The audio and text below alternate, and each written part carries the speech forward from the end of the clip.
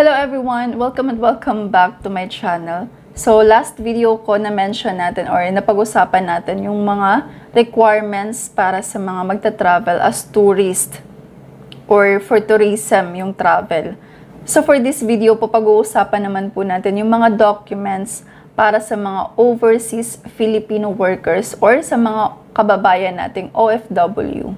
So first, ito po yung mga requirements para sa mga OFW na departing for the first time. Kapag first time nyo mag-travel as OFW, ito po yung mga kailangan nyong ipakita sa Philippine Immigration. First ay yung basic travel documents. Sa basic travel documents, yun po yung passport na dapat ay valid po siya at least 6 months from the date of departure.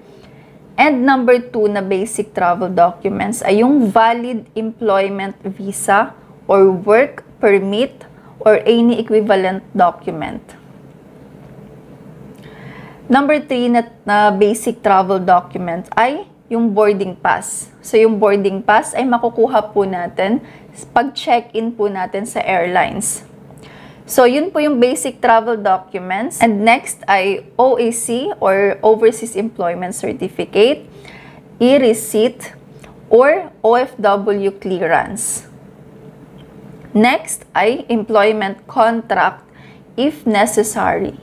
And visa usage undertaking or manpower request if applicable. Usually, kapag OFW tayo and lalo na kapag dumadaan tayo sa agency, ay yung agency po talaga yung nagpe-prepare ng mga documents. So, in my experience, nung nag-apply ako as caretaker to Taiwan, so meron akong agency noon and sila na talaga yung nag-prepare ng mga documents ko. Like, nilagay na nila sa isang envelope and then pagdating ko sa immigration ay yun na yung pinakita ko. And kumpleto naman siya. And ayun nga, yun po yung mga documents na kailangan ng Philippine Immigration kapag first time po tayong mag-travel as OFW.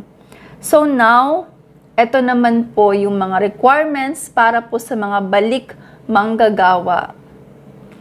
So kung magta-travel po tayo as balik manggagawa, ito po yung mga documents na kailangang ipakita sa Philippine Immigration. First ay yung basic travel documents. Again, yun po yung passport, valid employment visa or work permit, and boarding pass. Yun po yung mga basic travel documents. And then, next na documents ay OFW clearance or OAC or Overseas Employment Certificate and proof of employment if necessary. So, kapag ganun, if necessary, kapag may mga ganun, for example, if necessary, if applicable, so, ayun nga, kung necessary na meron kayo, kung necessary na kailangan nyo talaga nito, then dapat meron talaga kayo nito. And if nakalagay naman na if applicable, so magdedepende lang po yan kung applicable po ba talaga sa inyo. Kung hindi naman applicable sa inyo, then meaning hindi nyo kailangan nun. So, ayun po, yun po yung mga documents para sa balik manggagawa. Meaning, kayo po ay balik manggagawa kapag you are returning to the same employer and the same job site. And if you are returning to the same employer in a new job site, or an OFW who has started employment with a new employer and is returning to the said employer. So, nakalagay din po pala dito itong proof of employment kasi may asterisk siya. Meaning po niyan, ang pwede nyo pong i-provide any proof of existing employment with the current employer to which the worker is resuming employment such as current certificate of employment, valid company ID, or recent payslip. So, yun po yung mga proof of employment na pwedeng i-provide. And now, ito naman po yung mga requirements sa mga OFW na direct hire. First, yung basic travel documents, yun po yung passport, valid work visa or work permit, and then boarding pass. And next ay Overseas Employment Certificate, e-receipt, or valid OFW clearance. So, yun po yung mga documents para sa mga direct hire. So, ito naman po yung mga requirements para po sa mga OFWs requiring special travel exit clearance in lieu of OEC. So, ang bilong po dito ay yung mga locally employed seafarers or conduction crew who will be manning Philippine-registered ships conduction from a foreign port to the Philippines. And also, yung mga seafarers who will undergo orientation and other analogous circumstances as a requirement before their employment, as the prospective foreign employer prescribes. The foreign employer must be accredited by a licensed local manning agency. And emergency change crew for Philippine-registered vessels docked in international ports. So, ito po yung mga documents na kailangan yung ihanda para sa Philippine immigration.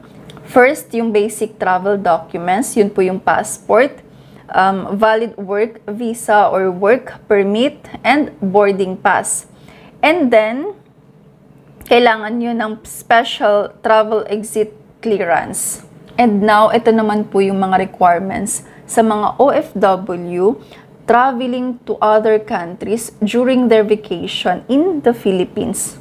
So, kapag OFW po kayo and gusto nyong magbakasyon sa Pilipinas, and then, gusto nyong mag-travel as tourist sa ibang bansa bago kayo babalik sa trabaho nyo or sa bansa kung saan kayo magtatrabaho. So, ito nga nakalagay dito. If the OFW will travel to other country or countries for tourism, but will return to the Philippines before proceeding to his or her job site, the OFW shall undergo the usual immigration inspection for tourist travelers. So, ano-ano yung mga documents na kailangan yung ihanda? Yung basic travel documents, yun po yung passport, valid visa if required sa bansang pupuntahan, and boarding pass. And kailangan nyo din po magdala ng confirmed return ticket. And ito naman po yung mga kailangan kapag, for example, OFW tayo and then bago tayo uuwi kung saan tayo magtatrabaho, ay gusto natin mag-tour muna saglit. So, ano yung mga kailangan nating i-provide? First, ay ganun pa rin. Basic travel documents, passport, visa, boarding pass, and kailangan yung mag-provide ng valid Overseas Employment Certificate or valid OEC. So, yung kanina na na-mention ko, yun po yung mga OFW na uuwi sila sa Pilipinas tapos magtuturist sa ibang bansa and then babalik ulit sa Pilipinas bago bumalik doon sa bansa kung saan sila magtatrabaho. And ito namang na-mention ko last ay yun po yung mga OFW na magtuturist sila sa ibang bansa and then after na magturist doon ay diretso na silang babalik sa bansa kung saan sila magtatrabaho. Kaya naman hinahanapan talaga sila agad ng valid Overseas Employment Certificate. So ayun po yung mga requirements na kailangan para po sa mga kababayan natin na overseas Filipino workers or OFW. So, abangan nyo po yung video ko about po sa mga magta-travel na kasama po yung mga minors, kasama yung mga anak nyo na minor, kasama nyo yung mga pamangkin nyo na minor na mag-travel outside the Philippines. Abangan nyo po yung video kung ano-ano ba yung mga requirements na kailangan nyong ihanda.